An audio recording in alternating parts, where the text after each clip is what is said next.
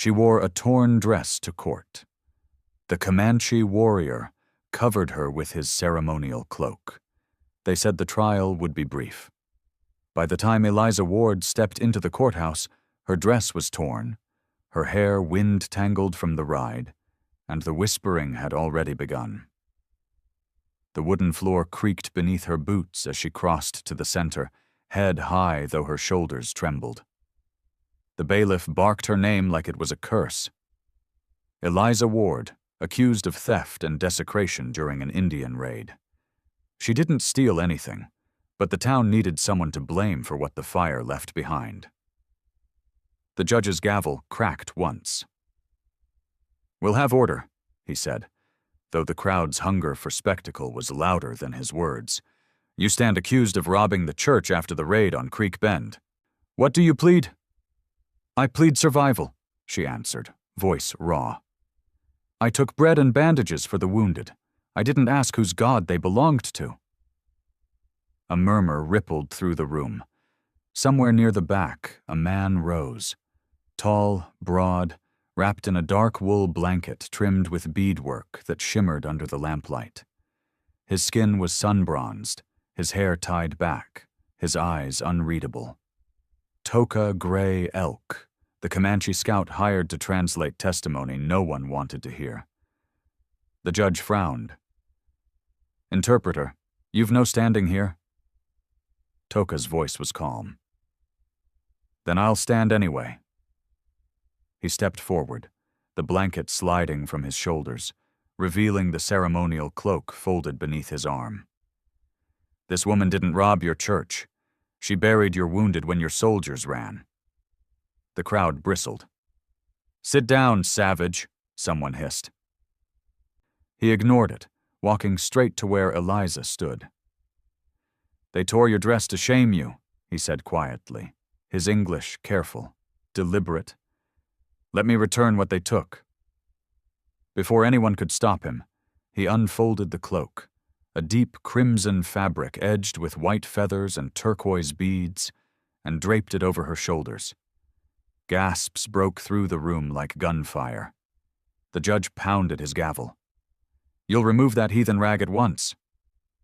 But Eliza didn't move.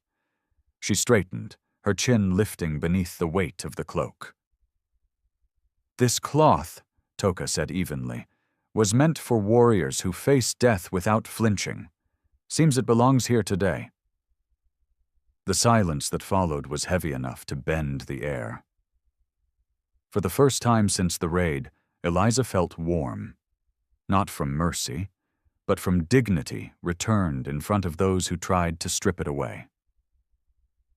The judge's voice faltered.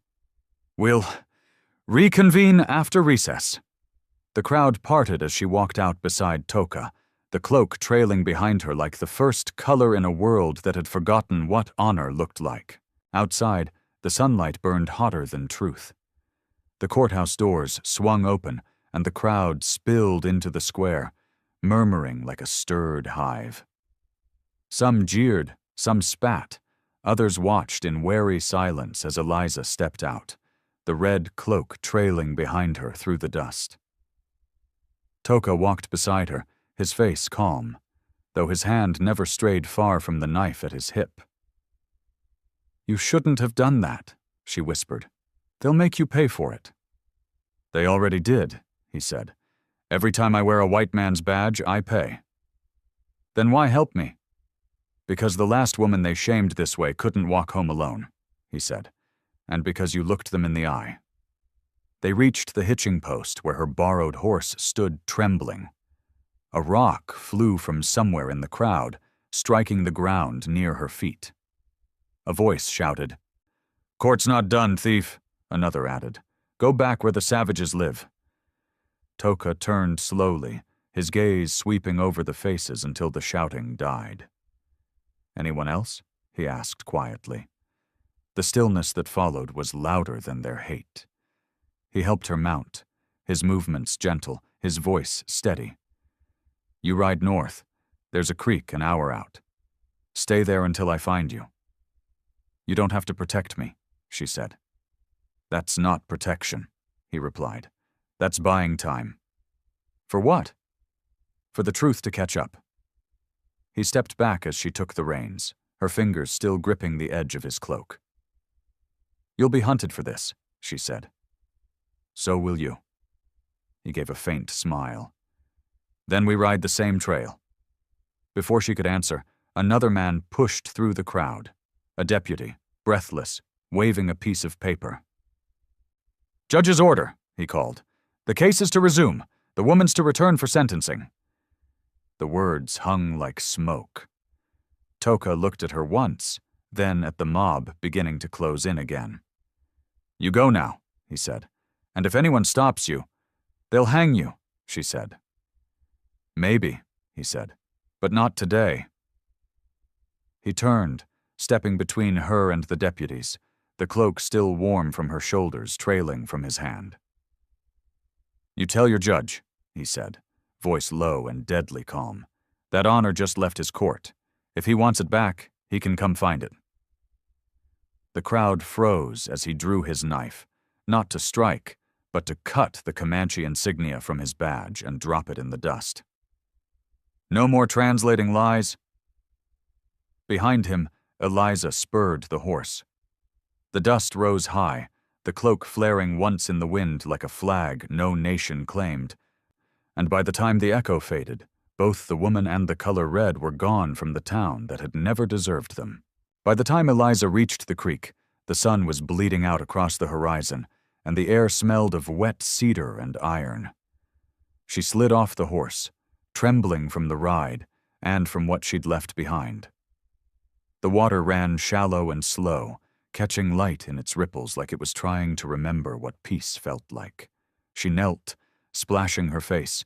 The red cloak pooled beside her in the mud, heavy with dust and shame and something she couldn't yet name. Somewhere across the ridge, a coyote called. One long note that sounded too close to grief. She looked back toward the road, expecting to see pursuit, but only dust drifted there. The silence made her uneasy. She set her hands on the cloak, tracing the beadwork with her fingers, wondering what kind of man carried something so beautiful into a world that treated him like a weapon. The sound of hooves came faint at first, then clearer, slower than panic but faster than safety. She rose, heart pounding. Toka? She called. No answer.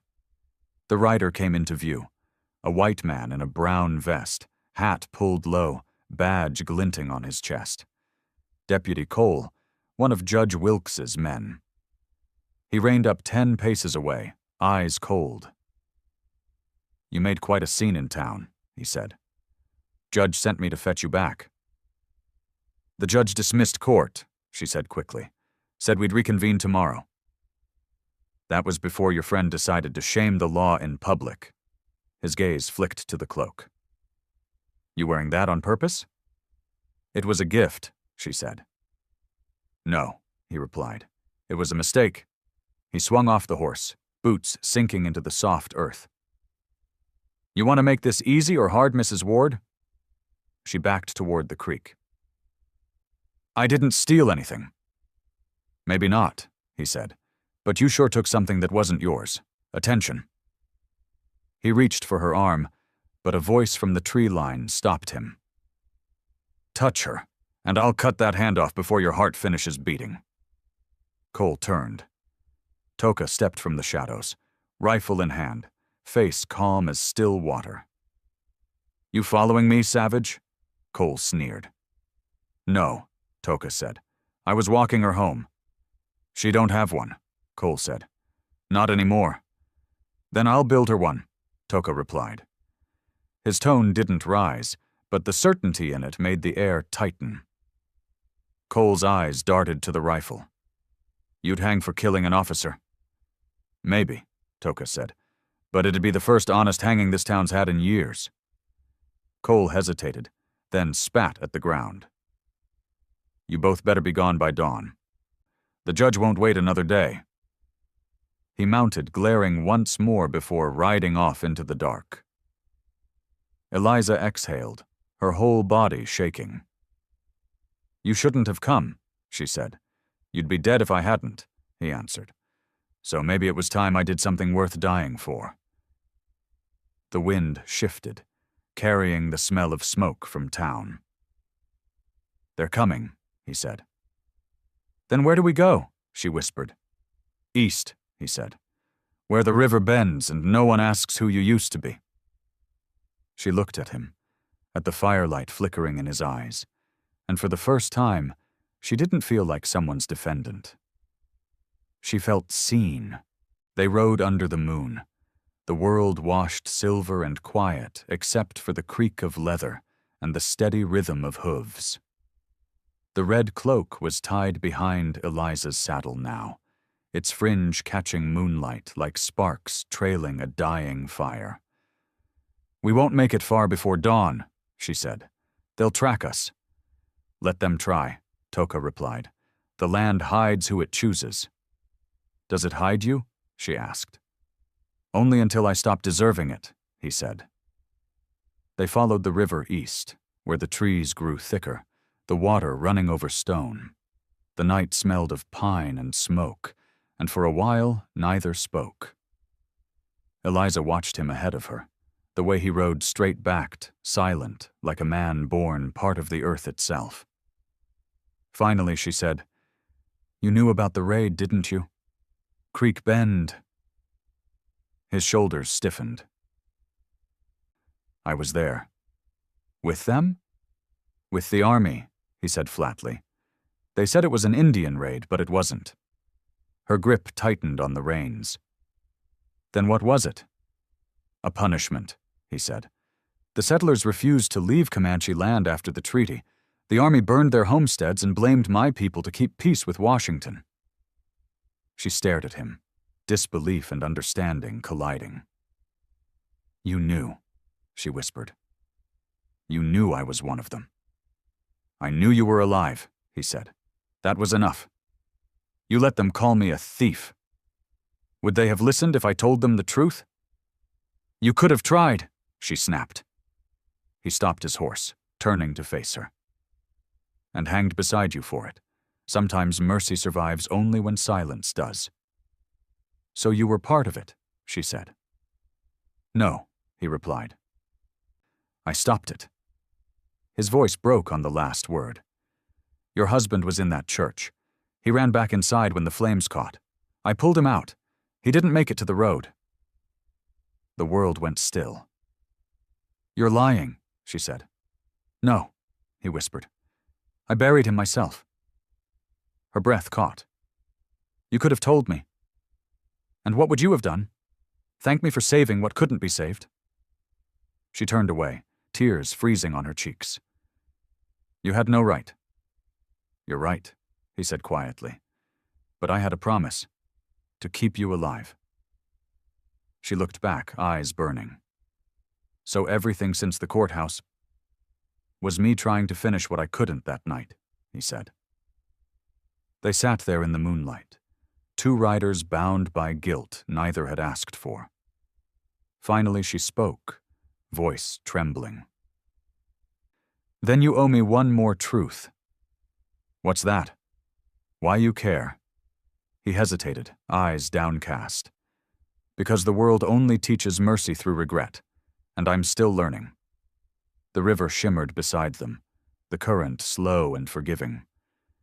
She turned her horse east again, not forgiving yet, but not alone anymore. "Then ride," she said. "Maybe we'll both learn something before morning." By dawn, they reached the ruins of an old mission, its bell tower split and leaning, its walls half swallowed by vines. The roof had caved years ago, but the altar still stood, sunlight spilling through the cracks like a promise that refused to die. Toka dismounted first, scanning the tree line. "We'll rest here," he said. "The soldiers won't ride past the sacred ground, not at first light." Eliza slid down, her legs weak from the ride. "Sacred?" "To both sides once," he said. "Then men decided God needed fences." She followed him inside, the air cool and still, dust dancing through the light. He laid his rifle near the doorway, his movements deliberate, careful. "You can sleep. I'll keep watch." "You've been awake for 2 nights," she said. "So have you." "I'm not the one bleeding," she replied, nodding at the dark stain on his sleeve. He glanced at it, shrugged. "It's nothing." "It's not nothing," she said, stepping closer. "Sit." He hesitated, then obeyed, lowering himself onto the stone step. She tore a strip from her torn hem and dipped it in the canteen. "Hold still." "You don't have to." "Neither did you," she said. She cleaned the cut, slow and steady, her hands trembling less with each pass. "You saved my husband," she said quietly. "And then you saved me. I don't know which is harder." "One cost more," he said. "You're not the only one who lost someone that night." She looked up. "Who?" "My brother," he said. "He tried to stop the burning. A soldier shot him thinking he was one of yours." She froze. "I'm sorry." "Don't be," he said. "He died clean. Not many men do." She bound his arm in silence, then sat back against the wall beside him. "You ever wonder what comes after mercy?" she asked. "Debt," he said. "Then why do it?" "Because if I don't, I become them." The air between them thickened, heavy but not cruel. "They'll come for us," she said. "Soon." "Yes." "And if they kill you?" "Then you'll live. That's enough." "You always talk like you've already died," she whispered. "I did," he said. "The night they made me choose who to save." She turned her head, watching the way the light caught his face. "And why tell me now?" "Because you needed to hate someone," he said, "and I needed it to be honest." She looked at him a long moment, then reached out, laying the edge of the cloak over his knees. "Then hate can rest too," she said softly. Outside, a hawk cried, and the sound stretched across the valley like the first breath after prayer. For the first time since the fire at Creek Bend, both of them closed their eyes, not in peace, but in something close enough to recognize it when it came again. They woke to the sound of horses before the sun touched the hills. Toka was on his feet in an instant, rifle raised, eyes sharp. Through the broken archway, dust lifted in the distance. 5 riders, moving fast. "Soldiers," he said. "The judge sent them." Eliza's stomach clenched. "Then we run." "No," he said. "They'd follow the tracks. The land's too open." He scanned the mission's crumbling walls, jaw tightening. "They won't shoot inside sacred ground, not if I'm the one they want." "What are you saying?" she asked. "That I go out there," he said. "Alone." "You can't." "I have to," he said quietly. "They'll take you alive if they think I surrendered. Long enough for you to reach the border." "You'd give yourself up?" she whispered. "For me?" "For mercy," he said. "So it means something." She grabbed his arm, desperate. "Toka, they'll kill you." "Then I'll die standing," he said. "That's how my people meet God." The riders drew closer, their voices echoing off the stone. "Gray Elk," one shouted. "By order of Judge Wilkes, surrender yourself for harboring a fugitive." "Don't," Eliza said, tears breaking through. "We can hide. Wait till dark." "They'll burn this place," he said. "They've done worse for less." He stepped toward the doorway, but she caught his hand. "You saved me twice. Let me return it." He looked at her, and for the first time, there was fear in his eyes. Not for himself, but for her. "Eliza," he said softly, "don't lose what this cloak gave you." She took a breath that hurt. "Then wear it," she said. "If they mean to take you, they'll know what kind of man they're condemning."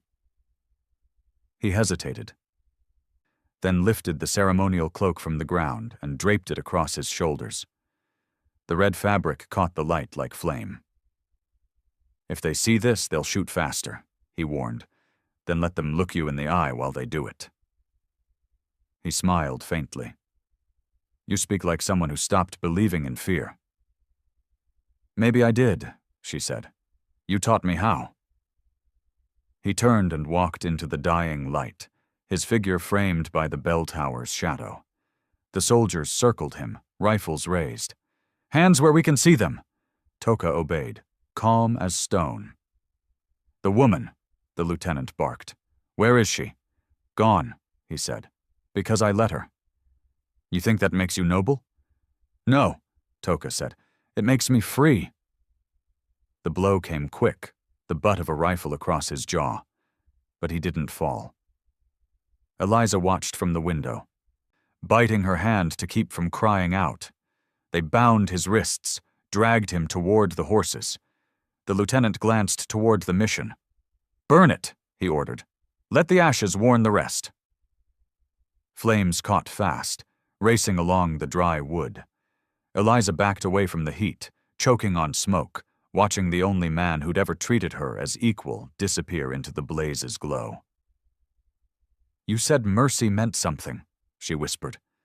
"Then I'll prove it too." She grabbed her satchel and the horse's reins. "I'm coming for you."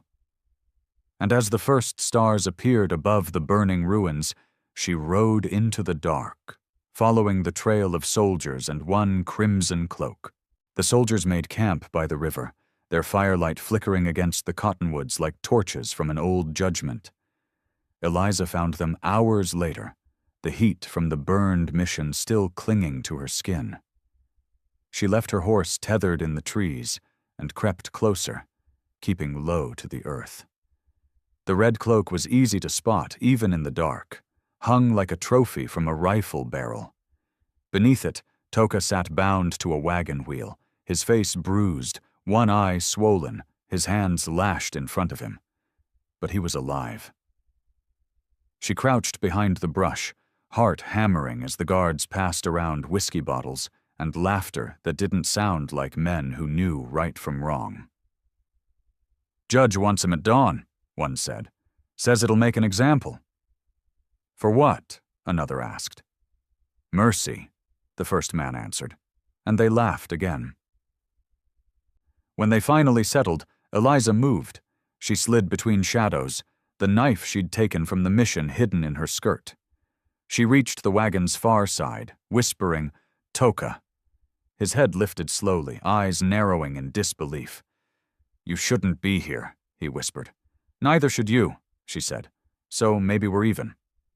"You'll be seen." "Then tell me quick how to cut you loose." "Don't," he said. "You won't get far." "I don't need far. I need you breathing."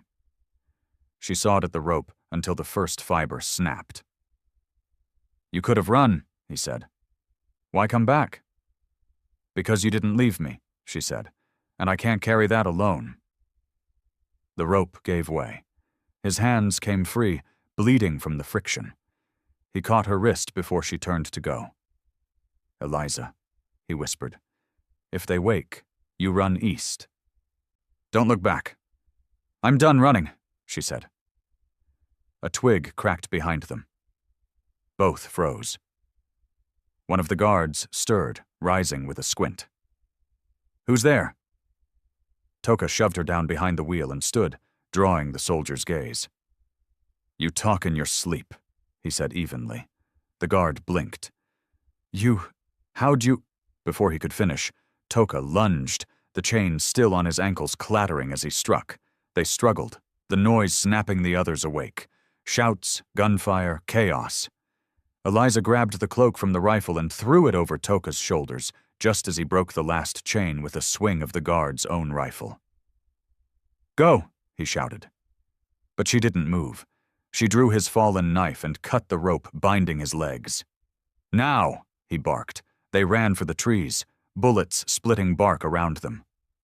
Behind, the soldiers' firelight painted their silhouettes red and gold like figures from an ancient legend. They reached the riverbank, breathless.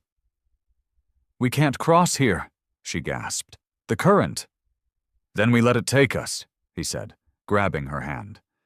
Together they plunged into the black water, the current tearing at their clothes, carrying them downstream. Above them the cloak spread wide, floating between them like a crimson wing.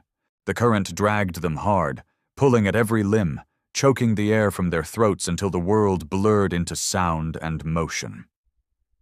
Eliza fought to keep hold of his hand, her lungs burning, her grip slipping once, twice. Then his arm was around her, steady, unyielding. He kicked toward the far bank where the trees leaned low, roots tangled like fingers reaching for grace. They hit the mud gasping, soaked and trembling, the red cloak draped between them like a second skin. For a long time, neither spoke.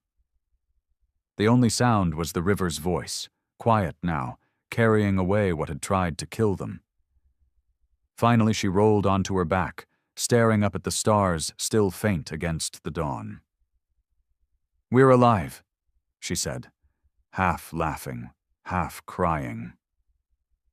"For now," Toka murmured, his chest rising and falling like a storm breaking. "You think that river means to let us live?" she asked. "The river doesn't care," he said. "But maybe mercy does." She turned her head toward him. "You always talk like mercy's something that hunts you." "It does," he said. "Every time I try to outrun it, it finds me holding someone I swore I'd never touch." "And then?" "And then I remember why my people call it a spirit. You can fight it, but it never fights back." She studied him in the dim light, his hair plastered to his face, his eyes dark and alive. "You believe in spirits?" "I believe in what I've buried," he said, "and what still walks beside it." "Then maybe that's what this is," she whispered. "All of it. Something walking beside what we lost." He sat up, wringing water from the cloak. "You still have a choice. The border's close. You can cross at dawn." "They won't follow that far." "And you?" "I go south," he said. "To my mother's people. The soldiers won't look there." "You'll vanish." "That's what men like me do when the world's done with us." She pushed herself up, wrapping the cloak around both of them before he could protest. "Maybe it's not done." His breath caught at the gesture, the closeness of her voice against his shoulder. "You can't keep saving me," he said. "You can't keep refusing it," she answered. "You said mercy's a spirit. Maybe this is how it breathes." He turned his head, eyes meeting hers in the thin light between night and morning. "If I believed that, then you'd stay," she finished. For a long time he said nothing, just stared at the water catching fire with the first streaks of dawn. "If I stay," he said finally, "we both answer for it." "Then let's answer together," she said. The river glowed brighter, gold washing over the red cloak like a seal of something holy. And as the first sun broke through the mist, two fugitives sat in silence, knowing the current had carried them further than the law ever could, into a place where mercy didn't ask who it belonged to. By sunrise, the air smelled of gunpowder again. They'd built a small fire near the river bend, hoping the smoke would fade before anyone saw it, but the sound of horses cut that hope short. Toka was already on his feet, the rifle in his hands, the cloak drying on a rock behind him. "They found us," Eliza whispered. "Then it's time they heard the truth," he said. Through the morning haze, the riders appeared, Judge Wilkes at their head, his coat buttoned to the throat, his eyes cold and sleepless. "Gray Elk," he called, "you're under arrest for aiding an enemy of the court, and the woman.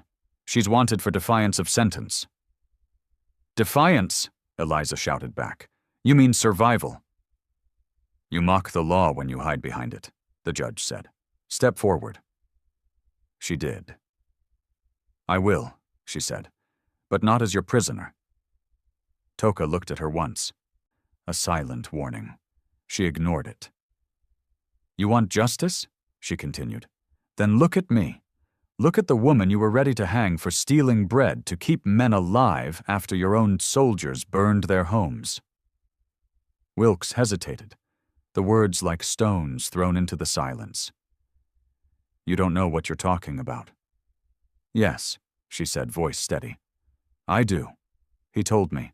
About Creek Bend, about your orders, about the lie you buried under our ashes." The soldiers shifted in their saddles, eyes flicking toward their commander. Toka stepped forward, laying the rifle down in the dust between them. "She speaks truth," he said. "I was there. I saw you give the order." "You were a scout," Wilkes snapped. "Your word's worth less than your shadow." "Then take my shadow," Toka said, pulling back the cloak from his shoulders. The sunlight struck the beadwork, throwing a red glow across the judge's face. "But you can't burn what remembers." Wilkes reached for his pistol. The sound was too loud for the quiet morning. "Stop!" Eliza cried, moving without thinking, standing between them. The bullet never left the chamber. One of the soldiers, a boy no older than 20, rode forward and seized the judge's arm. "Enough," he said. "We signed up to serve the law, not to murder truth." The others didn't move, but none of them stopped him. Wilkes's hand shook, rage breaking into something smaller. Fear, maybe. "You'll regret this," he muttered. "We already do," the boy said. The judge turned his horse, spurred it hard, and rode away without another word. The others followed slowly, leaving the two by the river, the dust rising like smoke after battle. Toka picked up the rifle, staring at the fading trail. "You just made yourself an outlaw," he said. "So did you," she replied. "Then we're free." He smiled faintly. "Free doesn't last long out here." "Then we'd better live fast," she said. The wind carried the smell of river water and gunpowder, washing away the last trace of the court. "What now?" she asked. "We ride south," he said. "And when they tell this story, they'll say a woman stood between the law and the truth, and neither dared move. They rode until the land stopped knowing where one border ended and another began. The prairie opened wide beneath a sky so clear it felt like the world had been washed clean. The river they followed turned to shallows, then to grass, and the road vanished under hooves that no longer hurried. For the first time since the courthouse, no one was chasing them. Toka slowed his horse on a rise where the land dipped into a valley bright with wild sage. "We can rest here," he said. Eliza dismounted, her body still aching from fear she hadn't realized she carried. The wind pressed against her dress, tugging gently like it was asking to be believed. "You ever think you'd see a day like this?" she asked. "A day without chains?" "Chains don't always shine," he said. "Sometimes they sound like duty." She smiled faintly. "And now?" "Now they sound like wind." They stood for a while in the silence, the earth breathing beneath them, the red cloak draped across her shoulders again, its beadwork dull from dust but still beautiful. "You'll keep going south," she said. "Find your people." "And you?" he asked. "There's a small school in Fort Smith," she said. "They take women who can read. Maybe I'll teach the kind of truth that doesn't need a judge to make it legal." He nodded slowly. "That sounds like peace." "It sounds like work," she said, smiling. "But I'll take it." He reached for the edge of the cloak, fingers brushing hers. "When you wear this," he said quietly, "you carry more than me. You carry what mercy cost." "Then it was worth the price," she said. "You taught me the difference between shame and survival." He looked down, voice softer now. "You gave me something harder." "What?" "Forgiveness that didn't ask for my name first." She couldn't speak for a moment, her throat tight. "If the world was different," she said, "would you stay?" "If it was different," he said. "You wouldn't need me to." He stepped back, eyes on the horizon. The sun's setting behind us. Best we ride before night remembers who we were. "Will I see you again?" she asked. "If the wind carries mercy," he said. "It always finds me eventually." He mounted his horse, turned toward the fading light, and paused. "Keep the cloak," he said. "It belongs to the brave now." She watched him ride until his figure blurred into the gold haze, until only the sound of the wind and the beat of her own heart remained. Then she looked at the cloak in her hands and whispered, "May it cover someone else someday." The sky above burned crimson, then softened to blue, as if the earth itself exhaled after holding its breath too long. For the first time in years, Eliza Ward wasn't on trial. She was free, and so was the man who taught her what mercy looks like when it refuses to bow. If this story stayed with you, let it. Because sometimes mercy doesn't come from the law or from love. It comes from two people who refused to let shame win. If Eliza and Toka's courage reminded you that honor can outlive hatred, share their story so someone else can believe in gentleness again. Until next time, ride kind, speak brave, and remember, some cloaks are meant to cover what the world tried to strip away.